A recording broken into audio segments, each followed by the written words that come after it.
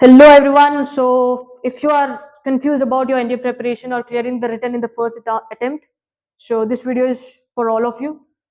I'll just छोटे से part में I'll explain you कि भाई कैसे you can work upon certain aspects and clear the written in first attempt और अब तक नहीं हुआ है तो what you can do is okay.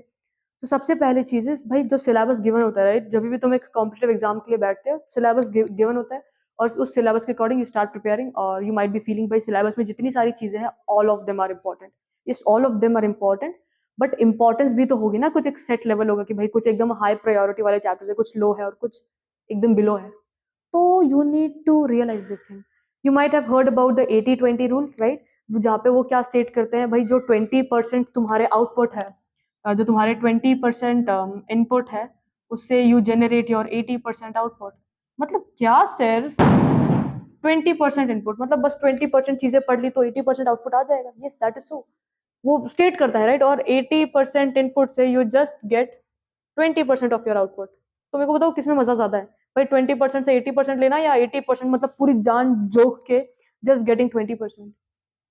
ये हमारे कॉम्पिटिटिव एग्जाम्स में भी अप्लाई होता है will try I try explaining it to you okay. सबसे पहले अगर हम गैट एनडीए के एग्जाम की बात करते हैं वी हैव टू सेक्शंस हमारे पास एक गैट होता है that is general ability test या जीएस और दूसरा वी हैव मैथ्स राइट। तो अब मेरे को एक बात बताओ गैट में तुम्हारे कितने सब पार्ट्स आते हैं इसमें यू हैव इंग्लिश हमारे पास साइंस होता है और जनरल नॉलेज जिसके अंदर बाकी सारी चीज़ें आ जाती है like your history geography polity और एक सेक्शन होता है and that is current affairs और एक सेक्शन होता है that is current affairs right. अब अगर मार्क्स डिस्ट्रीब्यूशन और वेटेज के हिसाब से बात करते हैं तो यू हैव 200 मार्क्स इसके लिए यू हैव 200 मार्क्स इसके लिए और ये सारा यू हैव 200 मार्क्स इसके लिए राइट। अब मेरे को एक बात बताओ अगर तुम इसको डायरेक्टली ऑब्जर्व करते हो तो ज़्यादा इंपॉर्टेंट चीज़ें क्या है पढ़ने के हिसाब से यू हैव इंग्लिश तुम इंग्लिश प्रिपेयर कर लो you will have 200 marks right.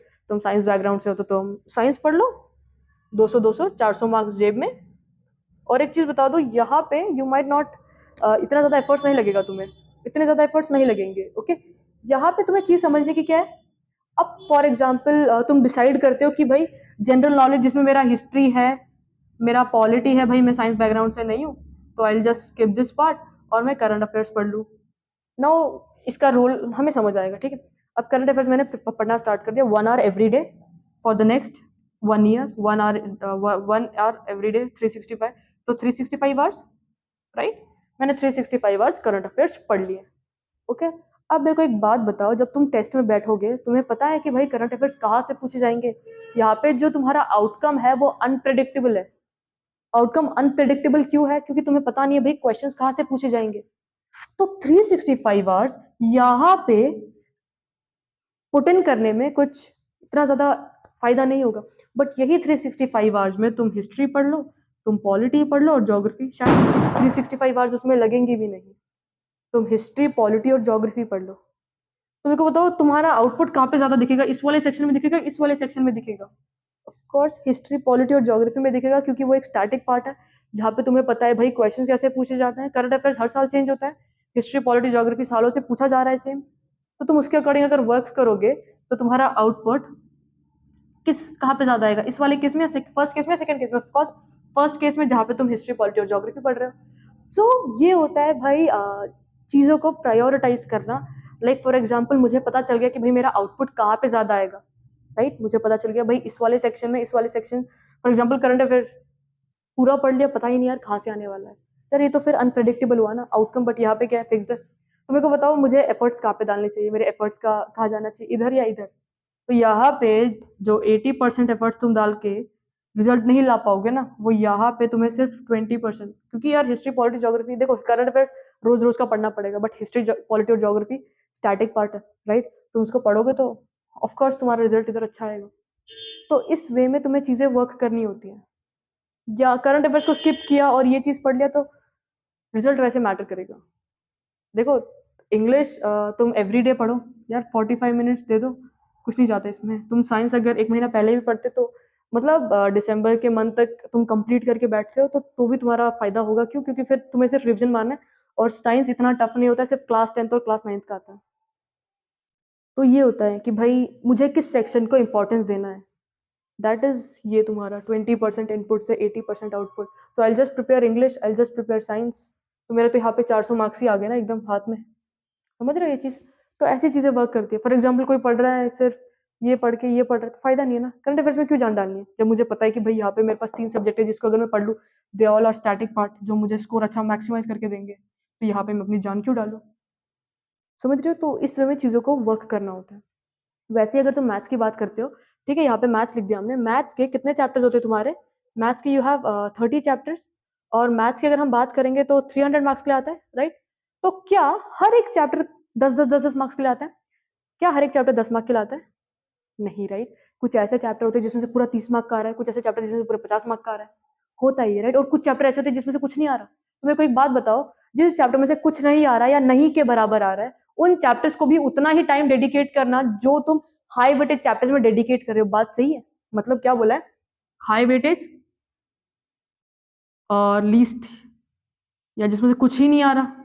मेरे को बताओ, तुम हाई वेटेज चैप्टर्स को यार तुमने दे दिए 50 घंटे, राइट? तुमको पता चला, मतलब फॉर एग्जांपल अगर हम 30 चैप्टर्स है, राइट? 30 चैप्टर्स है, हर एक चैप्टर को हमने पढ़ लिया, हर एक चैप्टर को इक्वल इंपॉर्टेंस देके हम पढ़ रहे हैं। अब जब तुम इक्वल इंपॉर्टेंस देके पढ़ रहे हो, तो तुम्हें ऐसे लगेगा नहीं ना, फिर तुम्हारे दिमाग में सारी चीजें चलती रहेगी कि यार ये भी इंपॉर्टेंट, ये भी।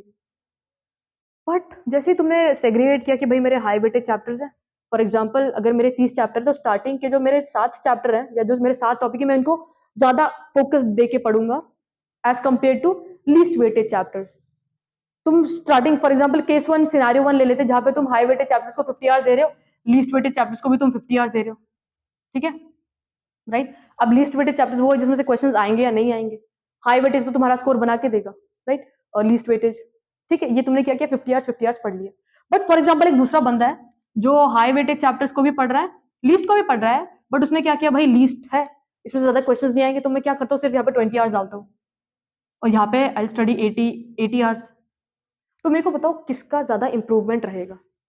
तुमने इधर भी 50 आवर्स डाले, इधर भी 50, तुम इक्वली इंपॉर्टेंट देके चल रहे हो सारी चीजों को, इधर तुम्हारा रिजल्ट आएगा? नहीं, देखो इधर भी आएगा और इधर भी आएगा, बट इधर जो रिजल्ट आएगा ना वो इधर नहीं दिखेगा। क्यों? क्योंकि उसने हाई वेटेज चैप्टर्स को और ज्यादा मास्टर कर लिया है। जिसने देखो इसने भी पढ़ा है, बट यहाँ पे जो इस बंदे ने किया हुआ है 30 एक्स्ट्रा आवर्स, तो 30 एक्स्ट्रा आवर्स के आउटकम भी तो 30% ज्यादा ही दिखेंगे ना। यहाँ पे इसने 50 आवर्स डाला है, इसने 30 आवर्स एक्स्ट्रा डाला है, तो मास्टर कौन होगा, या जिसका ज्यादा गेम प्ले किसका अच्छा होगा? ऑफकोर्स जिसने ऑलरेडी 30 आवर्स मोर प्ले खेल रखा है वो गेम को। 50 आवर्स गेम्स के सेंस में ले लेते हैं, भाई एक ने 50 आवर्स खेला है, एक ने 80 आवर्स खेला है, तो बताओ किसके पास ज्यादा स्किल्स होंगे? ऑफकोर्स जो 80% खेल रहा है, क्योंकि वो जब खेलता रहेगा प्रैक्टिस में है, क्वेश्चन सॉल्व कर रहा है। तो ऑफकोर्स यहाँ पे ये चीज होती है। यहाँ पे 50-50 आवर देने से अच्छा तुम क्या करो यार, लिस्ट, मेरे को पता नहीं यार इसमें ज्यादा नहीं है, इसमें फॉर एग्जांपल मैंने इनके कॉन्सेप्ट पढ़ लिया और कुछ कुछ क्वेश्चंस लगा लिए, बट मेरा ज्यादा फोकस किस पे होगा, इस पे होगा, और जब ज्यादा फोकस इस पे होगा ना, तो तुम ट्राई करोगे कि भाई इसके जितने कॉन्सेप्ट है ना सारे पढ़ लिए जाए। फॉर एग्जाम्पल अगर तुम मैथ्स के इंपॉर्टेंट चैप्टर्स की बात करते हो, यू हैव कैलकुलस, है ना? कुछ ही टॉपिक्स है, तुमने इनको ना मास्टर कर लेना है, ताकि तुम्हारा कट ऑफ आराम से क्लियर हो जाए। Calculus, you have analytical geometry, okay, analytical geometry, और उसके बाद तुम्हारे पास आता है ट्रिग्नोमेट्री। देखो ये हाई वेटेज चैप्टर है, तुम्हारा पूरा पेपर ना इसी से कवर हो जाएगा, तुम्हारा कट ऑफ क्लियर करके दे देंगे ये chapters topics, calculus, analytical geometry, trigonometry. और देखो ऐसा नहीं है कि भाई हाई वेटेज ही करना है, कुछ ऐसे टॉपिक भी तो पिक करने हैं ना जिसमें एफर्ट्स कम पड़ रहे हैं और जिनके एक दो क्वेश्चन तो आते ही जाते हैं।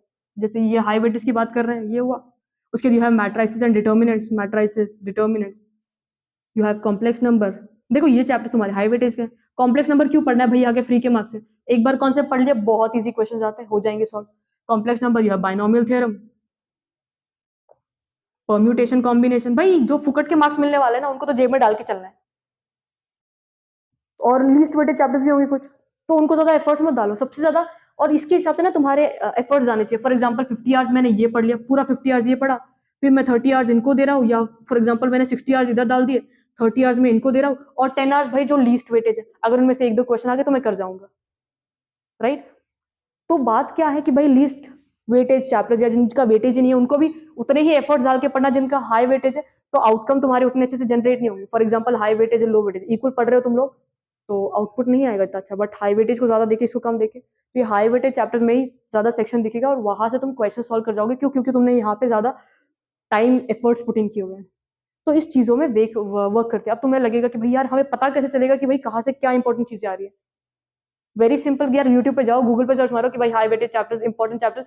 चैप्टर्स में भी ना चैप्टर्स में भी अगर तुम सेग्रीगेशन करोगे ना, तो चैप्टर्स में not every topic is important. Not every topic is important. There's certain topics which are really, really important, and you need to make sure that you work on those topics या you practice so many questions on that topic कि भाई अगर उस topic पे से question आए तो I'll not skip it या I'll not commit mistakes in that. तो इस चीजें से वर्क करती है। अब यार ये कैसे पता चलेगा भाई? इसमें तो तुम्हें पढ़ के मॉक्स दे के प्रीवियस ईयर पेपर्स लगा के पता चलेगा, क्योंकि अभी ऐसे कोई इतना फ्री तो नहीं बैठेगा तुम्हें हर एक चैप्टर के बता भी तो भाई वेल एंड गुड।